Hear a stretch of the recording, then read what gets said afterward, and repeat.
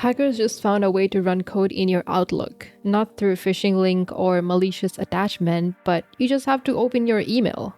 So Microsoft just confirmed that a zero-day in Exchange server is being exploited in the wild right now, and the attack is just a single email. So in this video, I'm going to show you exactly how that works.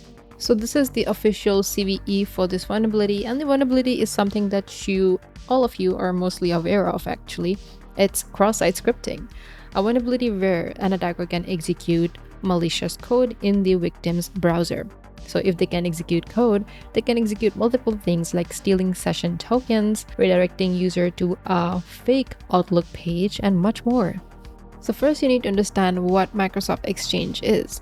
Microsoft Exchange is the email server that runs behind the Outlook application. So when you use Outlook web application, in short, it's also called OWA, Outlook in the web, the browser version. And it's not just manages your email, but it also manages your contact, task organization, calendars, and other stuff. This CVE was disclosed in May 14, 2026, and the CVSS score is 8.1.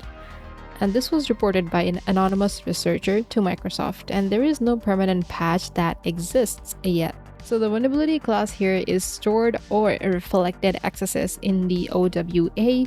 An attacker basically sends a malicious email, and when the target opens it in their Outlook web, the email content renders as HTML, and if Exchange doesn't properly sanitize the input, that embedded JavaScript executes in the victim browser. Same browser where their Exchange session lives. And this is worse because there is no link to click, unlike a regular phishing attack where the malicious hacker gives you a phishing link and you click on it and then you get hacked or your session gets stolen or something. In this case, there is no link. The payload is the email body itself. Security awareness training teaches people not to click links. It doesn't teach them that opening an email in their browser is the attack surface. So this is very important to know right now. But there is one important point to be noted, that this attack only works in the Outlook web. It doesn't work in the Outlook desktop or Outlook mobile version, but only web. So if you're more curious about cross-site scripting vulnerability, I've created a video where you can train your XSS muscles, basically how you can exploit XSS in multiple cases, test your XSS skills. I think you should definitely watch that video. So, as I said, this only works in Outlook Web Access, the browser client. This is actually a narrower attack surface than it sounds, but OWA, also called Outlook in the web, I keep saying it because people forget it. Outlook in the web is common in large enterprise environments because it's how employees access emails. I mean, even I use Outlook for accessing my emails.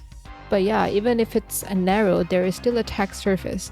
And that's exactly the scenario where session tokens are most valuable to steal. And as I mentioned, there is no permanent patch yet. Microsoft is working on one and will announce a security update for impacted Exchange server versions in the future, most likely in June. But there are still few solutions currently. The Exchange Emergency Mitigation Service will provide automatic mitigation for Exchange Server 2016, 2019, and SE.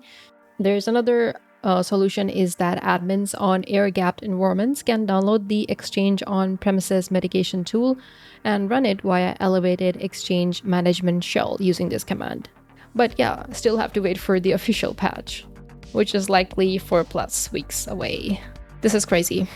Okay, so that's all I wanted to cover in this video. I think people should really be aware about this one because a lot of people use Outlook, including me.